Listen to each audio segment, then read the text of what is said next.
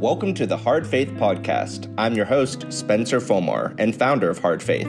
I've been working in the film and television world for over 15 years. On Hard Faith, we're about asking difficult questions about life and faith in an R-rated world.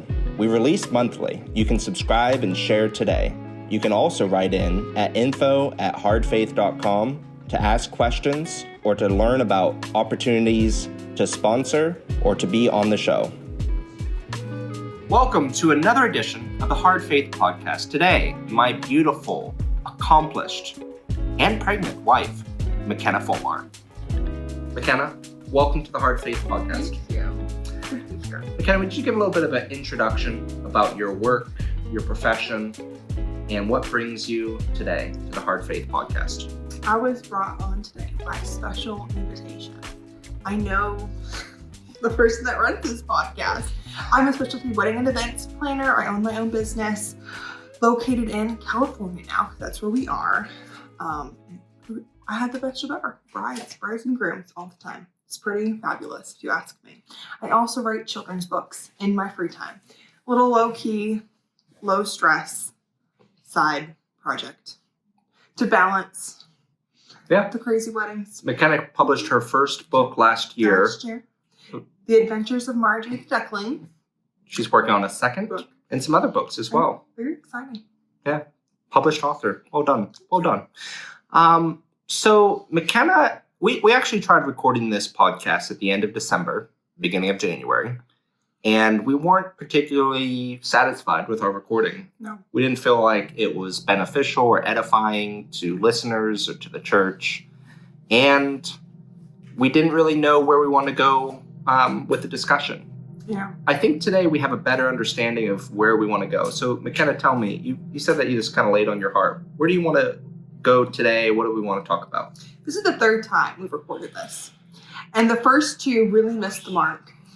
And so I was thinking about what we were trying to say in both of them and what is Hard Faith Podcast? What did you set out to do? And I think that a topic that is so hard to cover, there's a lot of shame around it, there's a lot of guilt around it, but we know so many people, and we've gone through it ourselves, is the topic of church hurt and what to do, and how to heal, and how to not leave Christianity because of it. And we talked about our church hurt in both the podcasts we recorded, and both of them were very emotional. And it was kind of lacked direction in the sense of it just started wandering. And so instead of going into our whole story and all the trauma we experienced through church hurt, coming into today with talking about church hurt, people who've gone through it, and kind of opening the door so it's talked about and not judged so much. Because I think it's a really hard thing to talk about. And this is a topic that I think is very relevant, and sadly, a lot of people can relate to church hurt.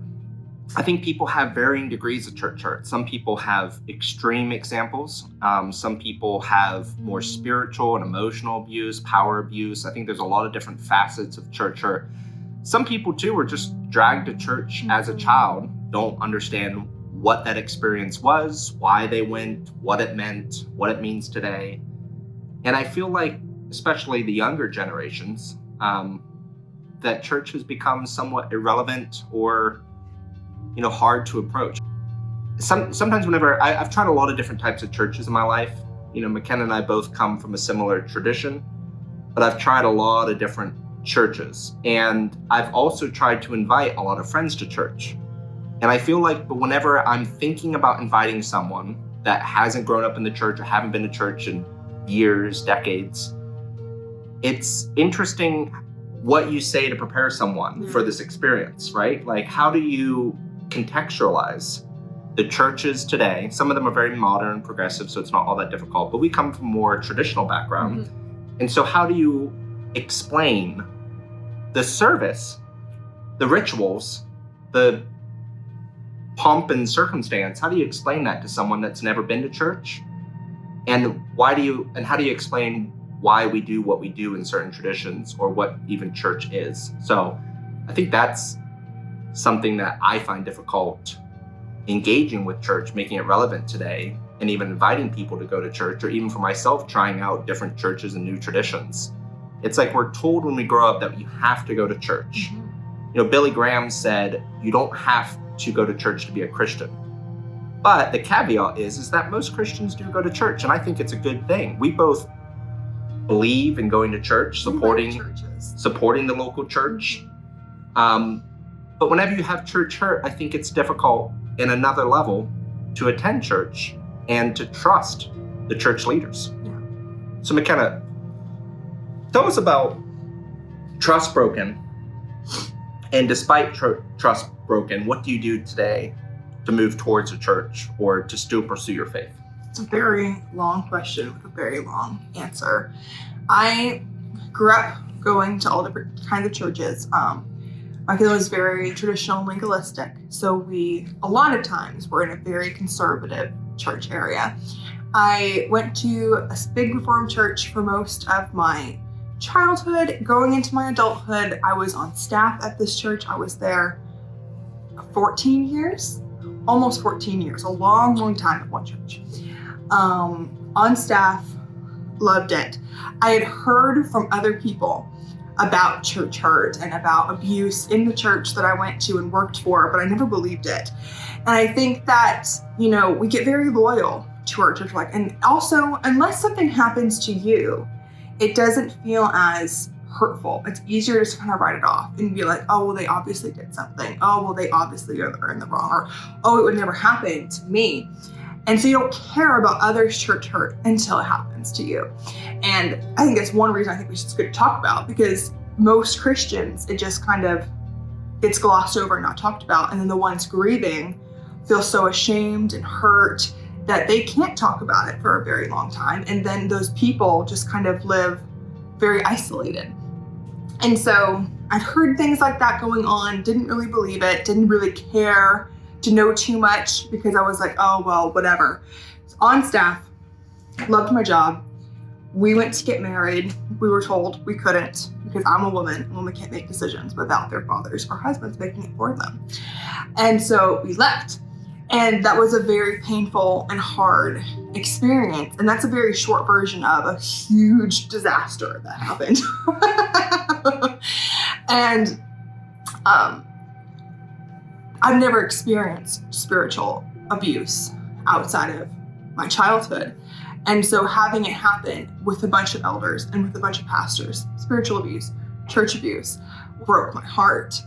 And the immense trauma that it caused, it can't be put into words. I should bill them for all the hours of therapy it cost. Mm-hmm. Here's your bill. And after now being on the other side, we left. It was a very traumatic experience for both of us. And I'll say too, just about the impact of this church hurt. McKenna loved this church. She was on staff, like she said. When I met her, her entire life revolved around this church. Mm-hmm. And she was on staff. This was her dream job. We were already talking about burial plots at this church because it's where we wanted to get married, raise our kids, and grow together and die in. Yeah. And so we met at that church. We put all of our eggs in that basket. And in that tradition and denomination. Exactly. And we were all in. Yeah. We had all of our eggs in the basket. We were hook, line, and sinker. It was probably to an extreme. To an unhealthy level. An unhealthy level, which is common, I think, at a lot of churches. And that kind of fosters an unhealthy dynamic with, the people in authority at churches. I know so many people that have that similar story of ours. Too much faith in people. And not God. Yeah. And then because it was elevated so highly, our entire lives revolved around a single church that was non-denominational. So there's no accountability or other churches like it to attend. And so it made the falling so much worse because we held it on such a high hill, a city on a hill. And it disappointed us so far that whenever we went into the valley of depression after leaving that church, it was a really tough season. It was a very tough season. And I think a lot of people have this sadly in common with us. They go to the same church, their family's church, single tradition, and either they get personally hurt or let down or disappointment or spiritual, physical, emotional, sexual abuse, and they get extremely let down and they feel like it's God letting them down. And it took us a long time to differentiate the two. Yeah. I think with spiritual and church abuse, they're different, but they're very connected. I had spiritual abuse most of my childhood. I had church abuse when we left the church. And so when you have church abuse, it feels like God hates you, or at least it did for me. I was like, God, where are you? Why would you let the people that are representing you, they're in your name here, why would you let them do this to me? I haven't sinned. I've done nothing wrong. Why would you let this happen? And it felt like God just completely turned his back on me and that he didn't love me anymore, which was, shattering. And it's something I really had to work through. And, spiritual abuse is like that in a sense, but it's different because it's like, oh, well, God won't love you if you do X, Y, and Z. God is used as a tool against you. But I really grew up always thinking that the church really didn't speak for God, but God would never let anything bad happen to me there because it was church. And so it's really hard to come back from that and not leave the faith. It is. And daily, we were just talking to a pastor friend of ours that has his own church hurt story. And it's almost cliche to even talk about church hurt in a podcast because it's pretty much what everyone's talking about. Deconstructing their faith, leaving the church, questioning the church. And so we're not trying to just dogpile on this conversation, but we are actively trying to heal, pursue Christians, pursue church, pursue Christian community. And it's one of our New Year's resolutions is to be active in a Christian community and to pursue church and make Christian friends that we can share our life together with, especially in our new home here in California. And so we're not just trying to dogpile on deconstructing our faith or the church. And yet, too, it is a very important topic and a very relevant topic. I would say even inspiration for this podcast was a podcast about church hurt and church abuse, which is the Mars Hill podcast from Christianity Today. McKenna and I listen to that podcast every week. We were every time a new episode dropped, we were like... And it was really powerful. There was a certain podcast, but it was really powerful for me too because it dealt with the tradition in which I converted to Christianity. I had gone to Mars Hill back in the day, right after seminary. It was one of the first churches, the first church, I think, or second church I was a member of and participating in.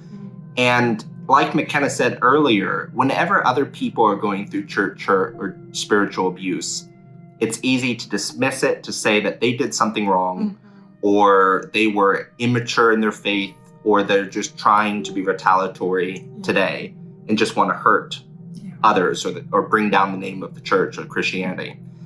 And I think that podcast did a really fair job of listening to people in power at that church, listening to both sides of it, but also showing the gravity of the situation, that spiritual abuse is extremely detrimental and it is actual abuse.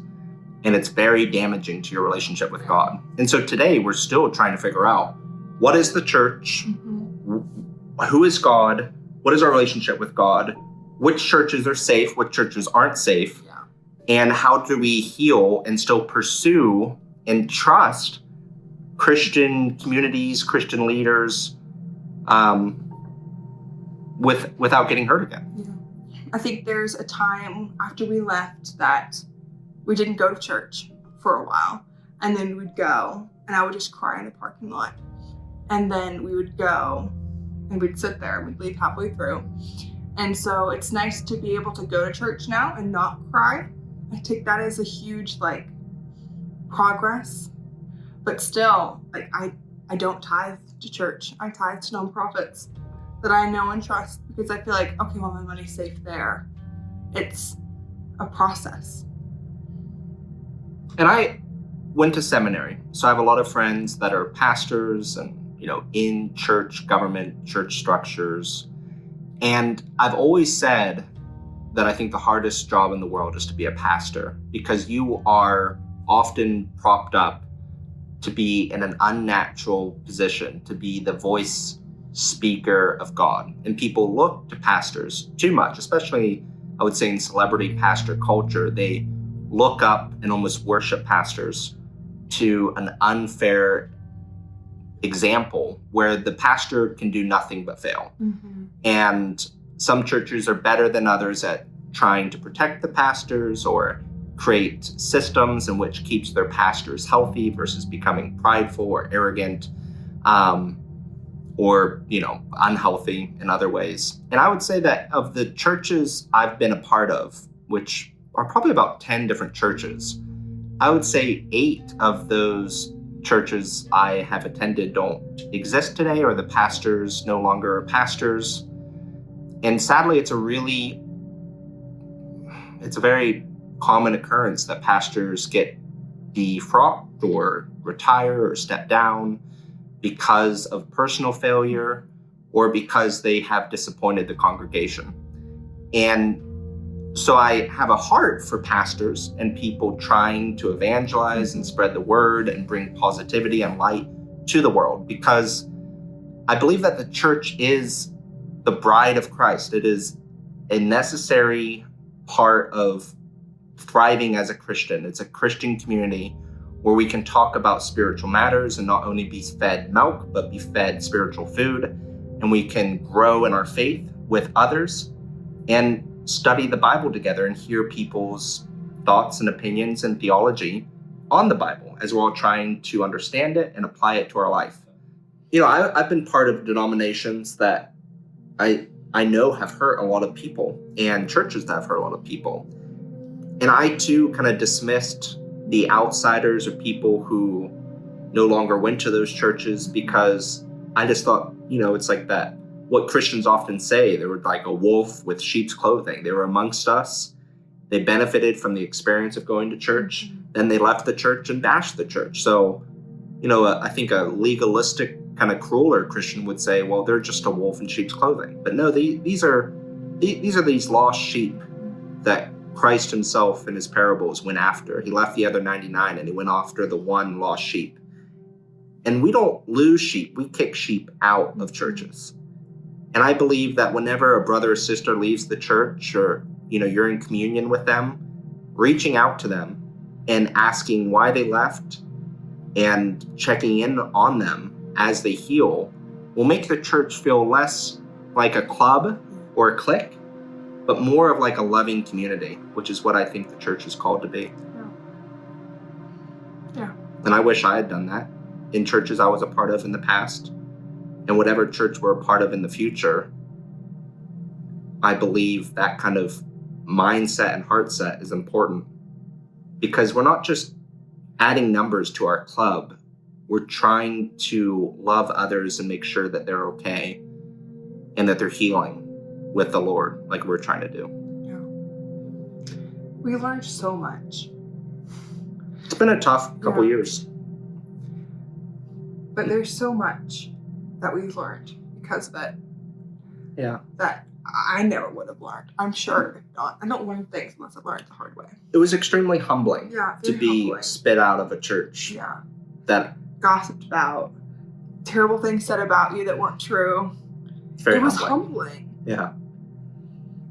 And I now also have a great empathy for the unbelievers that look at church and only see it as an institution that hurts people or have caused wars or spread hate in the name of Christ.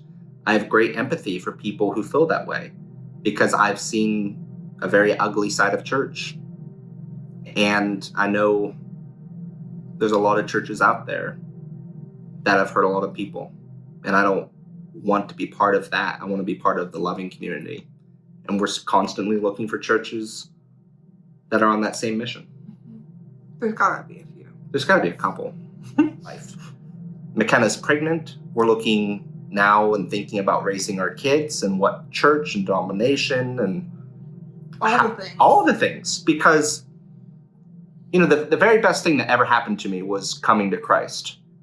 And it's amazing to share that love and passion with others in a church community. And there are, thankfully, healthy church communities. But for those listeners that have also experienced church hurt, what advice would you give, McKenna, to people listening to this podcast that have gone through something extremely damaging like you've gone through? What advice would you give them to move forward, to heal, to hope again, believe again, trust again? What does that look like for you? And what would you recommend to some of the listeners? I think something that I look back on and be like, oh, I really should have done X, Y, and Z. I think that I had too high of a view of people in authority at the church I went to. I held them at such high regard, and they're people. They're sinners. Like we're sinners. I do things all the time that I'm like, oh shoot, I should have handled this better. I should not have done this. I should have done X, Y, and Z.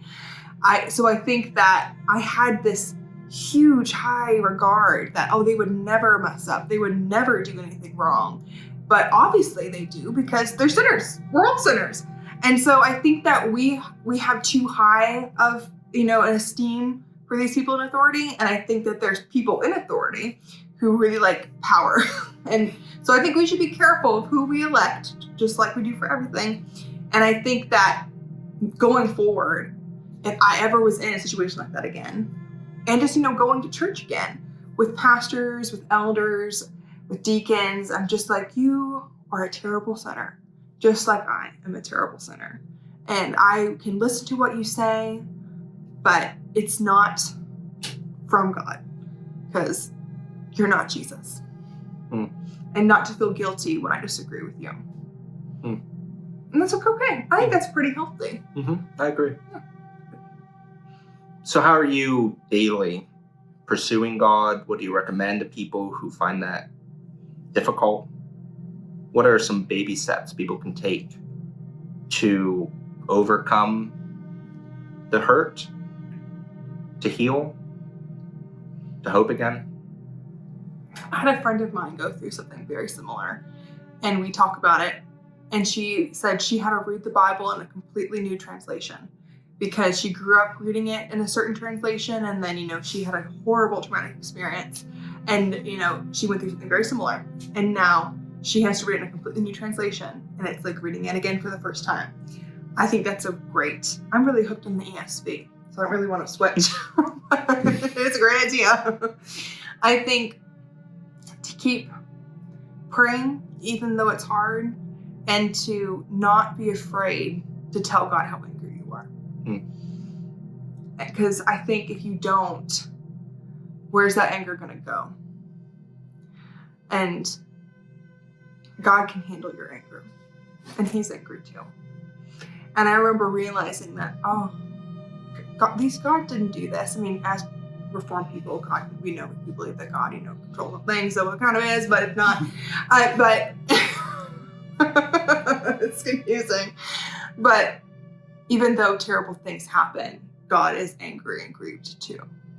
And making that, breaking that apart and not putting God with the church was like a moment for me. But then it's also really hard going back to a church, because it's just hard to not be suspicious. And I have no idea how to recover from that. But here we are. Yeah.